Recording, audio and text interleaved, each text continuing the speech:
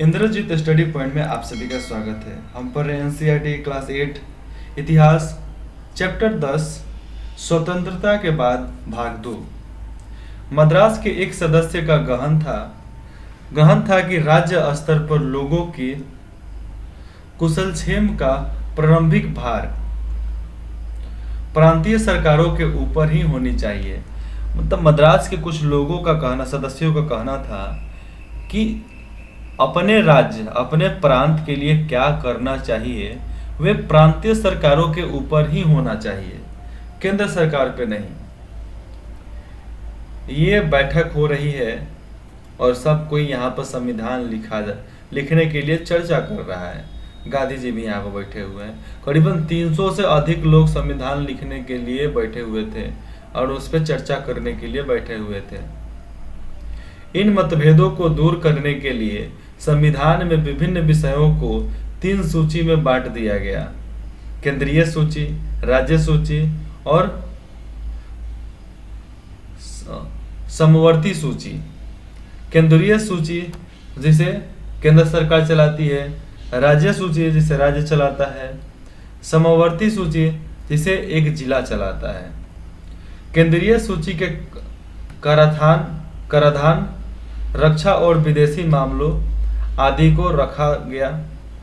मतलब केंद्रीय सूची में कराधान हमारे राज्य के क्या कर रहा है, क्या नहीं हो रहा है, उसका रक्षा, देश की रक्षा और विदेशी मामलों को रखा गया।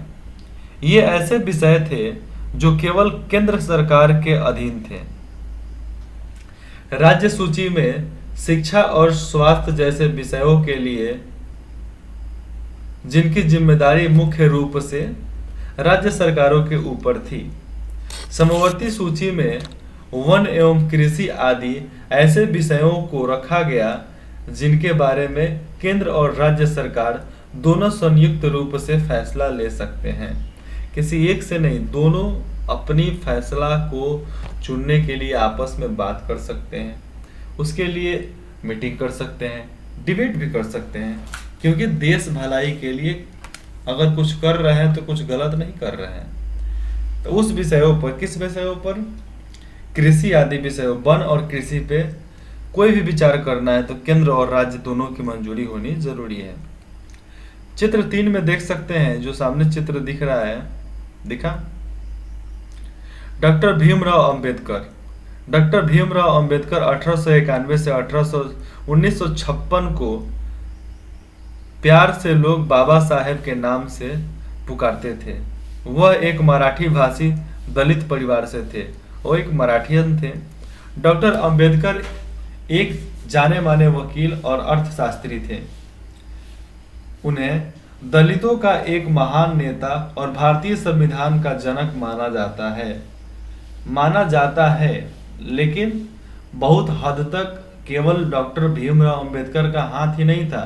ये गलत परंपरा है, गलत बात, गलत अफवाह उठा दिया गया कि केवल कर्ता धर्ता डॉक्टर भीमराव अंबेडकर ही है। तब बाकी 299 लोग वहां पर क्या कर रहे थे? अचार डाल रहे थे। संविधान सभा में भाषा के सवाल पर बड़ी तीखी बहस हुई। बहुत सारे लोगों का मानना था कि अंग्रेजों के साथ अंग्रेजी भाषा को भी विदा कर देना चाहिए, और जहां भाषण चले, जहां बहस चले, वो तो बहुत ज्यादा हो जाता है। कुछ लोग ये भी बोलते थे कि अंग्रेजों के साथ अंग्रेजी को विदा कर दो, अंग्रेजी नहीं। उनका कहना था कि अंग्रेजी की जगह हिंदी को अपनाया जाना चाहिए, परंतु जो लोग हिंदी नहीं बोलते थे उनकी राय अलग थी। संविधान सभा में बोलते हुए टीटी कृष्णामाचारी ने दक्षिण के लोगों की ओर से चेतावनी देते हुए कहा कि अगर उन पर हिंदी थोपी गई तो वहां के बहुत सारे लोग भारत से अलग हो जाएंगे। मतलब यहाँ पर धमकी दिया जा रहा है, किसके द्वारा? टीटी कृष्णामाचारी। यहाँ पर उन लोगों का थोड़ा अलग ही नाम होता है। टीटी कृष्णामाचारी जो दक्षिण के नेता थे, वो चेतावनी दे रहे हैं कि अगर हम पे हिंदी थोपा गया तो हम भारत से अलग हो जाएंगे। आज सबसे ज़्यादा हिंदी बोलने वाले वही लोग हैं, कम नहीं बोलते हैं, लेकिन बहुत लोग तमिल वाले लोगों को हिंदी बोलने में दिक्कत तो होती है बहुत ज़्यादा। इस विवाद से बचने के लिए आखिरकार बीच का रास्ता निकाला गया, और बीच का रास्ता ही तो सबसे सुपर रास्ता है। न भगवान न शैतान, भगवान बुद्ध धर्म का प्रचार कर दिए। भगवान बुद्ध तो खुद नहीं बोलते थे बोलने के, लेकिन उनको महात्मा बुद्ध बोला जा सकता है, संत बुद्ध, जिसके बारे में एक वीडियो भी है, एक पार्ट प्लेलिस्ट है बुद्ध चरित्र, जिसके बारे में आप जाओ पढ़ सकते हो, क्योंकि 8वें का ही वो हिंदी वर्जन है, हिंदी का पार्ट है। संविधान निर्माताओं ने हिंदी को भारत की राज्य भाषा का दर्जा दिया, और जितने भी संविधान निर्माताएं थे वहाँ पे जो संविधान के लिए बहस करते थे, वो सब मिलकर हिंदी को राज्य भाषा का दर्जा दिया, जबकि अदालतों, सेवाओं, विभिन्न राज्यों के बीच संचार आदि के लिए अंग्रेजी के इस्तेमाल का फैसला किया गया। हिंदी में बोला जाएगा जिस राज्य का भाषा है, लेकिन हाँ, अगर एक राज्य को दूसरे राज्य से संवाद करना है, बातचीत करना, बिजनेस करना, तो इंग्लिश में कर सकते हैं, क्योंकि इंग्लिश बहुत समय तक, उस समय तक बहुत लोगों को आ चुका था, बोलते थे, एंड फराटेदार बोलते थे, थोड़ा क्यों बोलेंगे। संविधान की रचना में बहुत सारे भारतीयों ने योगदान दिया था। इनमें सबसे महत्वपूर्ण योगदान संभवतः डॉक्टर भीमराव अंबेडकर का था। संभवतः मतलब आशा कर रहा है यहाँ पे, शायद सबसे ज्यादा महत्वपूर्ण योगदान डॉक्टर भीमराव अंबेडकर का था, जो संविधान सभा की प्रारूप समिति के अध्यक्ष थे और जिनके नेतृत्व में दस्तावेजों को अंतिम रूप दिया गया। लेकिन हाँ, ये मानना भी सही है कि डॉक्टर भीमराव अंबेडकर उस समय जितना लॉ कानून जानते थे, अर्थव्यवस्था जानते थे, शायद ही उतना कोई जानता था। इसलिए महात्मा गांधी के कहने पर नेहरू जी डॉक्टर भीमराव अंबेडकर को वहाँ के सचिव बना दिए, समिति का अध्यक्ष बना दिए। अब लोग करो, संविधान रचो।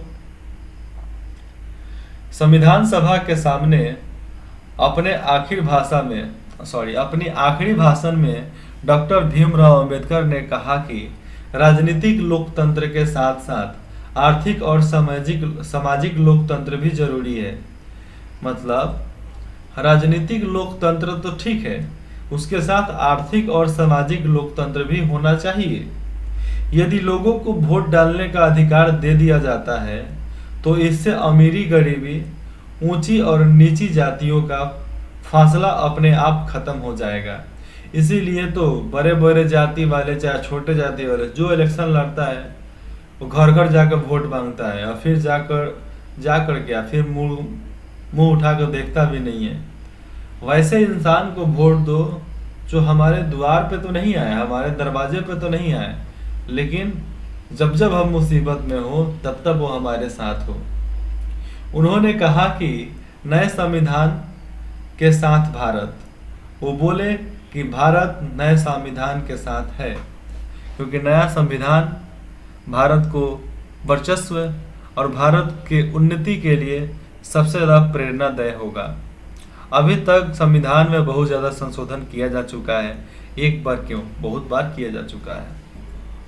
अंतर विरोधों के एक नए युग में प्रवेश करने जा रहा है।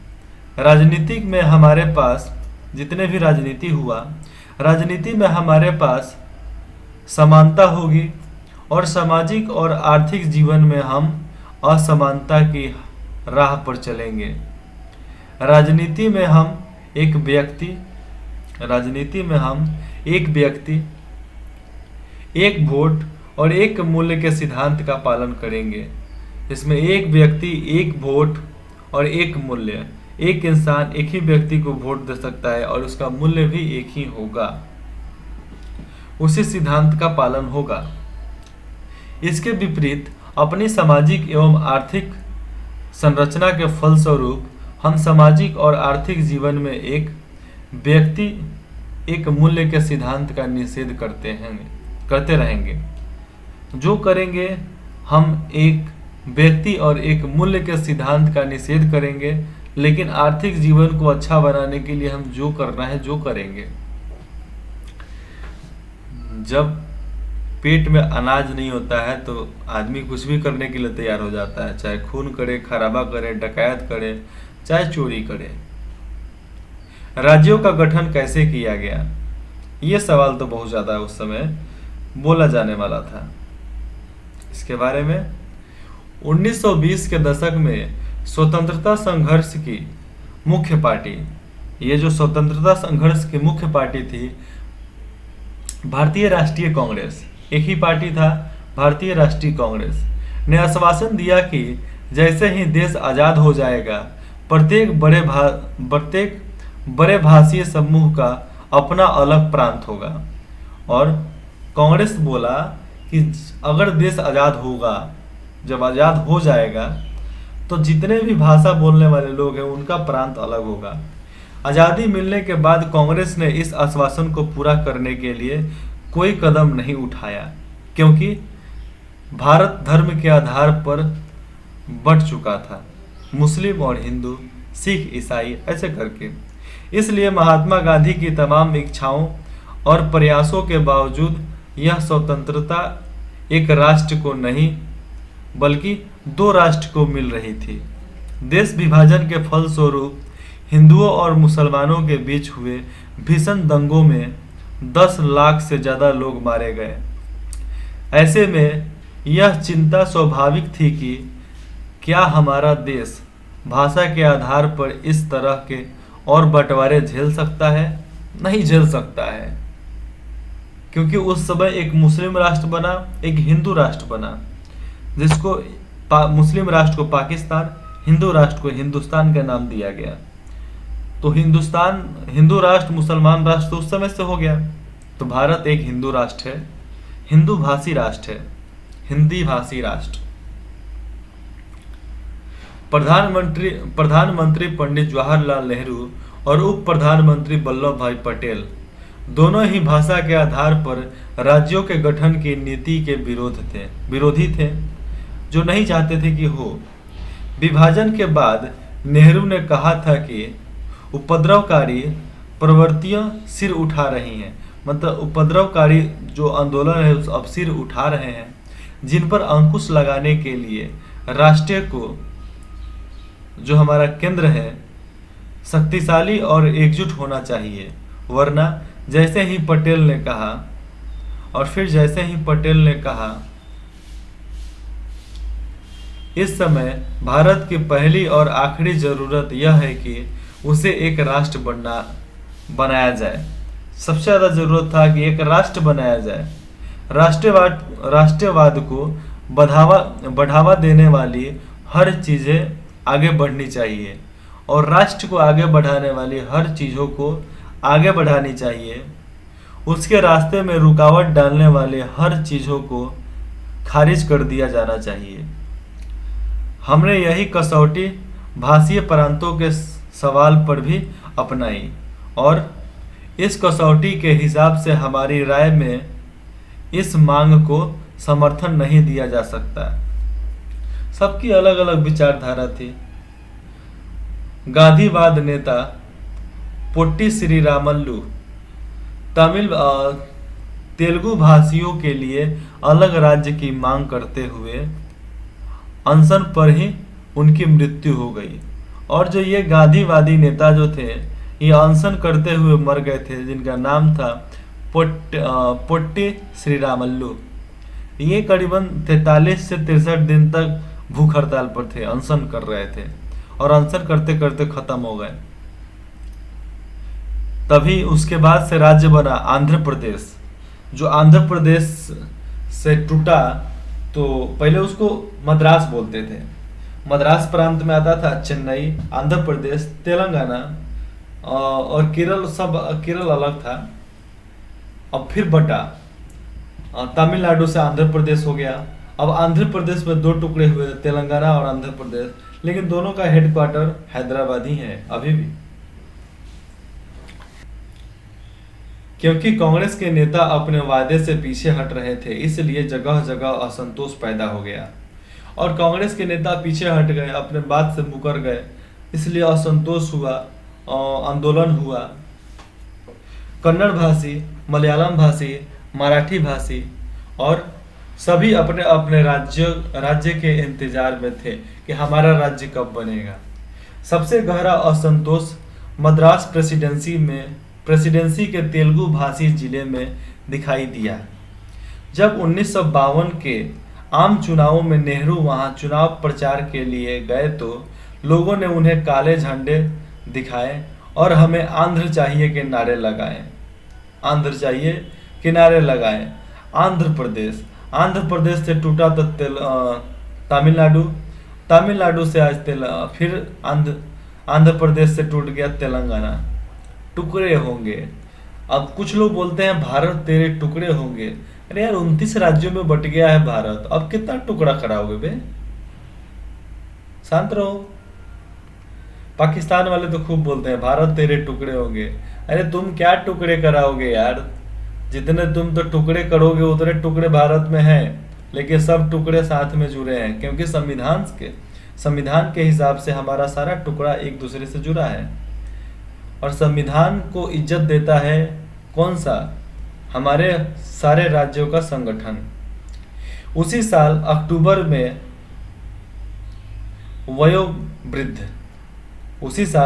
में वयोवृद्ध गांधीवादी पुट्टी श्रीरामल्लु तेलुगु भाषी के हितों की रक्षा के लिए आंध्र राज्य के गठन की मांग करते हुए भूख हड़ताल पर बैठ गए। जैसे जैसे अनशन आगे बढ़ा, बहुत सारे लोग श्रीरामल्लु के समर्थन में आगे आने लगे। जगह जगह लोग हड़ताल करने लगे और जुलूस निकालने लगे। स्वतंत्रता के बाद चैप्टर का नाम है, पाठ का नाम है। 58 दिनों के अनशन के बाद 15 दिसंबर 1952 को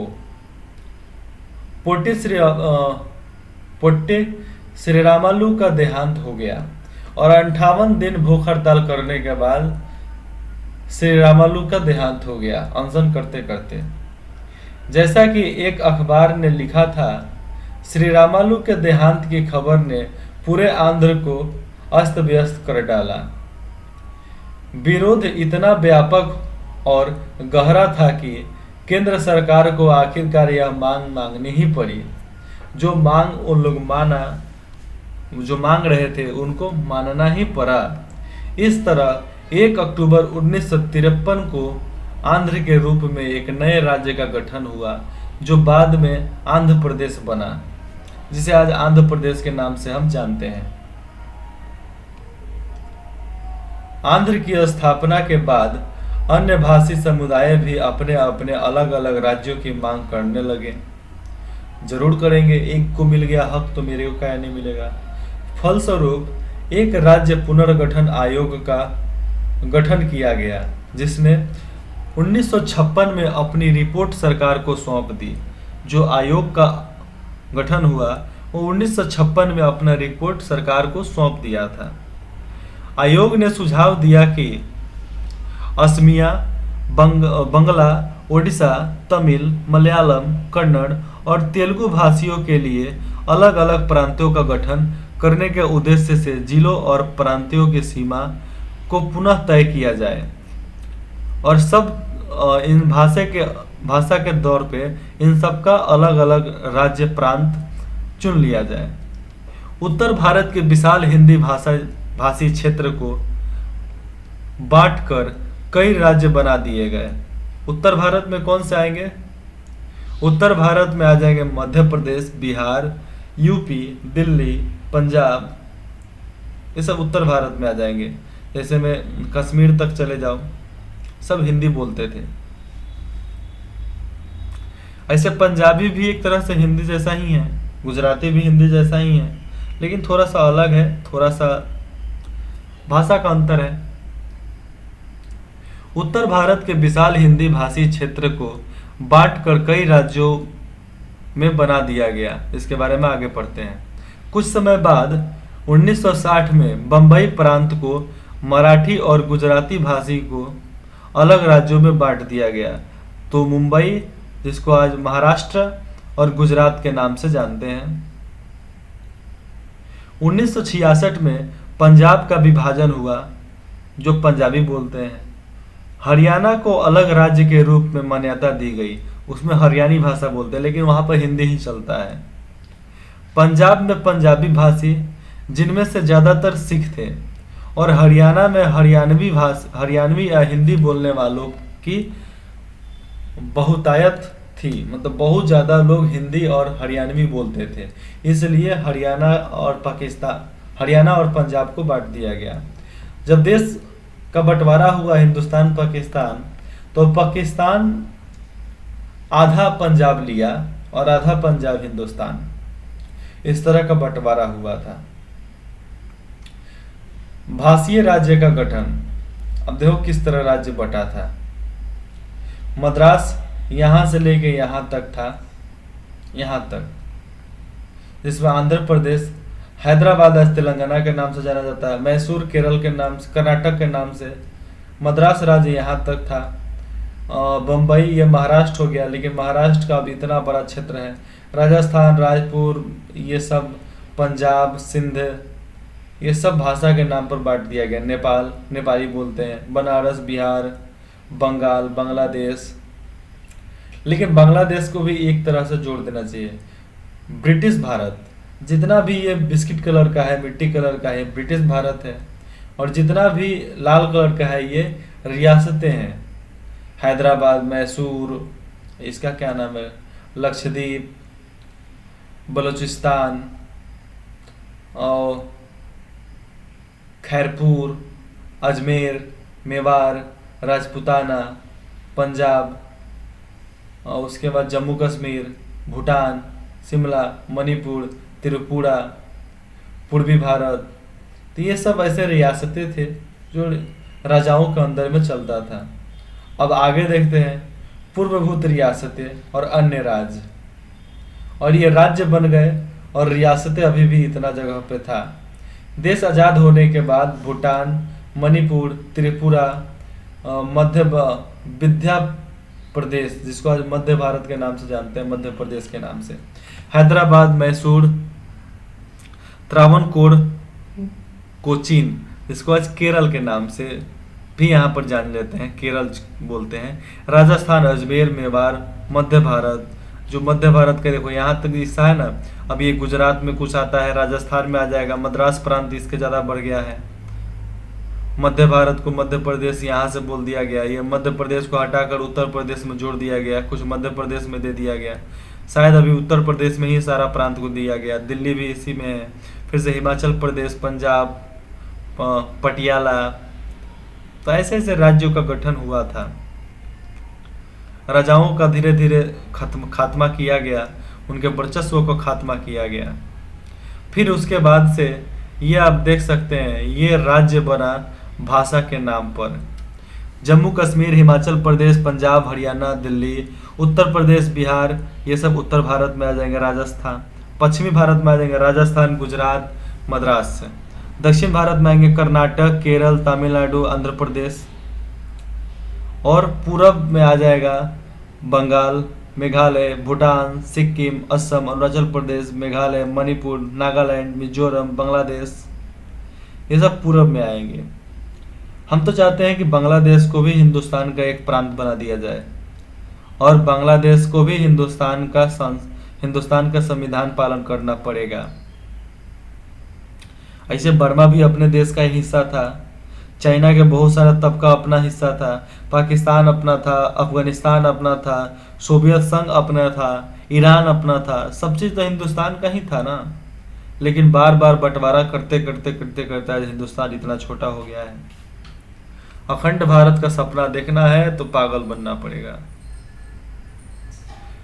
चित्र 6, महानदी के पानी को रोकने के लिए बनाया गया पुल। स्वतंत्र भारत में पुल और बांध विकास का प्रतीक बन गए थे।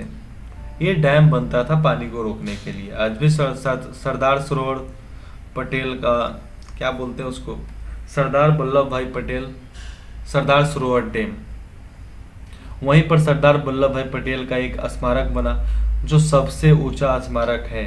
लेकिन आज उससे भी बड़ा बड़ा स्मारक यहाँ पर, मतलब मूर्ति बनना चालू हो गया है, लेकिन कब बनेगा उसका गारंटी नहीं है। लेकिन अभी तक 2023 तक सरदार वल्लभ भाई पटेल की मूर्ति ही सबसे ऊंची है।